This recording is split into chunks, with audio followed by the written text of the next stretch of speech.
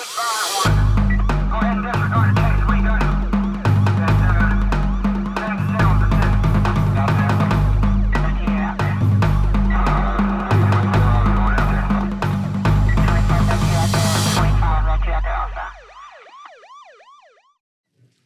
right, welcome back to DHR.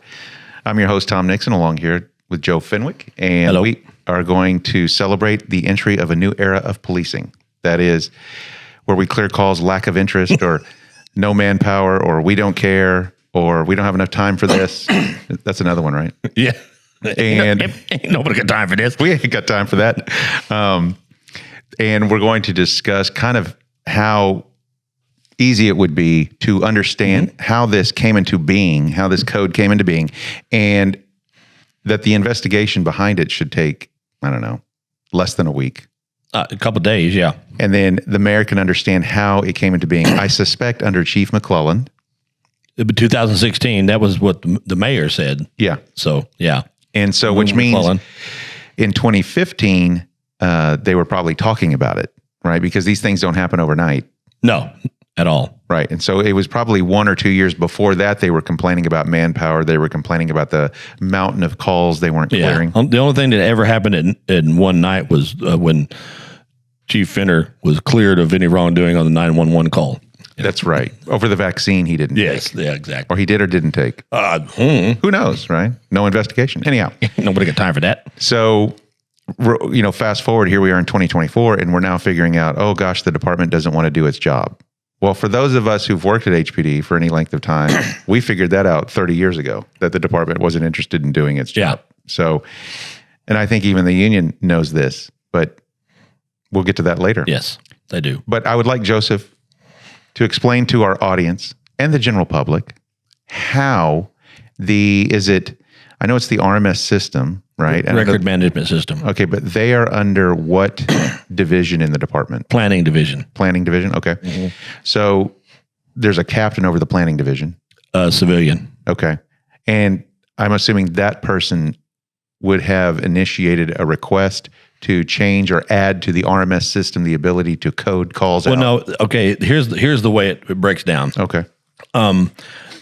Like you said, they'd been talking about it, right? Mm-hmm. So the assistant chief or the chief or captains come up with the idea, we need a new code in which to clear cases.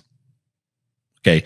There are several ways to clear a case, and it's arrest, suspended lack of evidence, the complainant is lying, the suspect is arrested, or the suspect has died, which happens quite often. Okay, so there's all these different ways to clear the call. Well, or clear the case. I'm sorry, not a call. And the way on the RMS system, there's a little pull down menu. It's got a little arrow, click it, and it gives a pull down menu. And there's only 4 or 5 people in the department, 4 or 5, that have the ability to input a code, write that code, and make it that code appear on the pull down menu. Okay, obviously it's only a couple people because then everybody be changing everything, right? There's only a couple people, and they're all in the RMS system or in the RMS division. They got 3 officers and a sergeant who works there, and none of them are responsible for this. By the way, none of them. Okay, because they are just told to do this. So an assistant chief or chief will tell, will send a letter out, an email saying, "Hey, we want to clear the calls this way, or clear the cases this way, due to lack of personnel." So that goes in an email to everybody involved: the director of planning, the sergeant in planning, the assistant chief who's in charge of planning division, okay, who's the supervisor of the civilian, the executive, the assistant chief who's in charge of that area of whatever the code is, like say it was a homicide or something, the executive assistant chief, and the chief. Okay, these are all the people that make the decisions. Mm-hmm. Okay, none of the people that I mentioned that are in the officers or the sergeants make any decisions. Even the captains don't make the decisions, or it's coming the commanders. Not even the commanders make the decision. It is the assistant chief, the EAC, executive assistant chief, and the chief of police. So once they implement this code, the clear cases, everybody knows about it. The officers who clear the cases that way. And the officers who clear the cases that way are told to do it. They are ordered. This is a clearance code that you do, that you can put in there. So they're ordered to do this. There's the sergeants that approve the codes. Once the officer, the detective, has cleared that case due to lack of personnel, there's a sergeant who will sign off on that, just like a sergeant who signs overtime slip. Then there's a lieutenant who observes the sergeants, monitors what the sergeants are doing. And then there's a captain who gets these reports of how all these cases are cleared and goes to at least quarterly command staff meetings. At least quarterly command staff meetings. So all these people know about it. It was not a secret. The mayor needs to know that. So who's at fault for this? So here's my question to you. The chief of police. I understand back in 2020 or 2021, that was after you left, correct? Okay. There was and this is what has been explained to me, is that there was a commander, Conn, who was in charge of like the Special Victims Unit, which handles sexual assault cases. Yes. All right. And she did a PowerPoint presentation for Chief Finner, who at the time was like an executive assistant chief, where she was complaining about the fact that she didn't have enough manpower to handle these cases. And in this PowerPoint presentation, they discussed how they were going to handle these older sexual assault cases versus newer sexual assault cases, and trying to clear them in a way. So you think she's the one who initiated the idea? Well, I don't think there's a person to identify as the person. I think it was a collection of people around the problem. So you have the commander over the sex crimes division that's in charge of investigating rapes, who's saying, I don't have enough people or ability to stay ahead or lack of personnel. Yeah, keep up with all the cases that are coming in. And then you've probably got, which is also tied to, say, the planning division and the personnel division. How many people do we have? Can we assign more people to this division? No, we can't, because we're short everywhere. And so it was kind of like a snowball rolling down a hill, right? Well, somebody had the idea first. Okay. But the person to blame are the people that sign off after the email and the letter is sent, that they sign off on approving all this stuff. All right. And then there was an officer in the sex crimes division who has a 136 payroll number, right?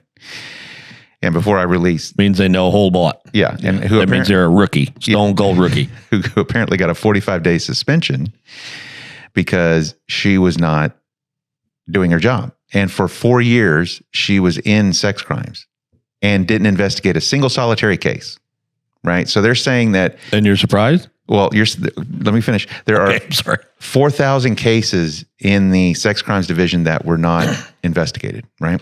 Over the course of 4 years, she was in sex crimes, did nothing. So that would be 1,500 of those 4,000 cases over 4 years would be allocated to this one officer who sat there and did nothing for 4 years.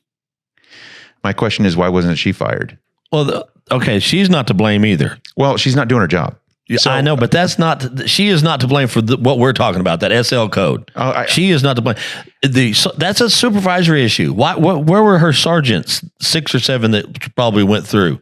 Why weren't they doing anything? If we want to get into lack of leadership in the police department, we're going to be here all day long. Okay, fair enough. But I'm just discussing contributory factors that would have bled into the fact that the department can't seem to accomplish its mission. Well, they won't accomplish the mission, and they won't make people accomplish the mission. But the thing we're talking about here is this code. Who's responsible for it?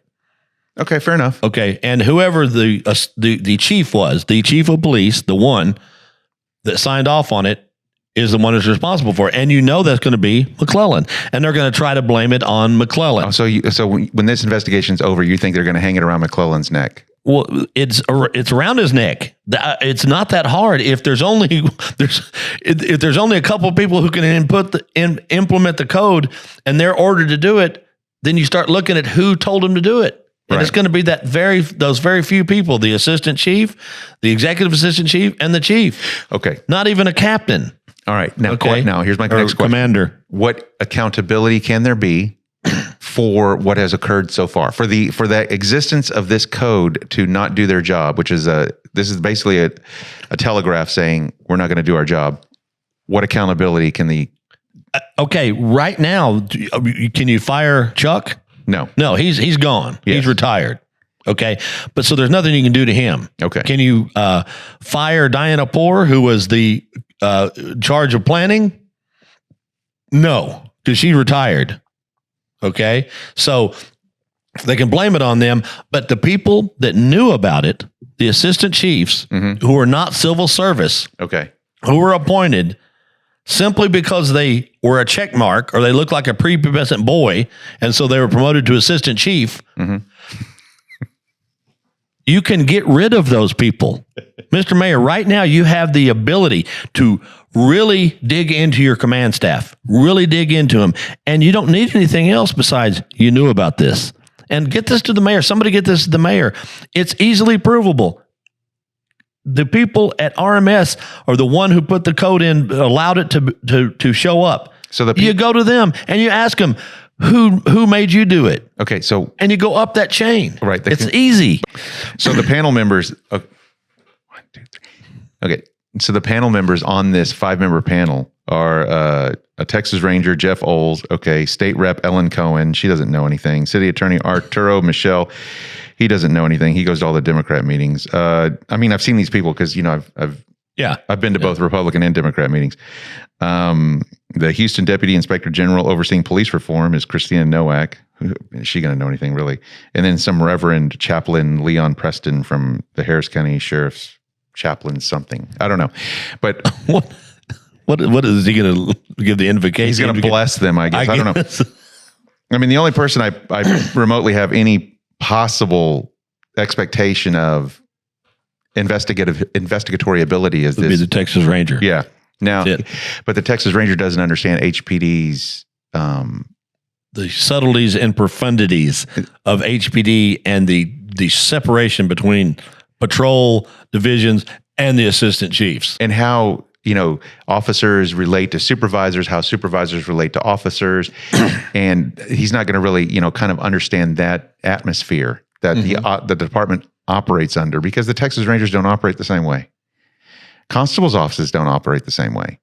No, you're not going to do anything to Mr. Mayor, you have the opportunity right here to change everything with the police department, to really bring it around. You have the opportunity to look and take a hard look at your assistant chiefs. Okay, look at them and look at their record when they were a cop. Okay, police officer is a rank in the police department, so I'm not saying police officer. So is senior peon, police officer. Okay, look at their record when they were a cop. How many reports did they do? How many arrests did they do? How many charges did they file? Okay, there was something very telling the other day when Larry Satterwhite was giving he was an assistant chief. Okay, giving a briefing the other day on some shooting or something that happened, and he had a piece of paper and it was dark, and he pulled out a flashlight. The rest of the captains and commanders and everybody else around him looked at him like he said the moon was made out of cheese or something. Were like, "You have a flashlight?" You're shocked. Why does he have a flashlight? Because he's a cop. Yes, that's why. He is a crime-crushing cop, and everybody knew who he was. Half these individuals I talked to guys around the department. They're like, "We have no idea who this guy is. We have no who this woman is that they got promoted." Yeah. Satterwhite was known throughout the department as a crime crusher. Yes. All right. Now let's talk about the union's response to this in the next video. Okay.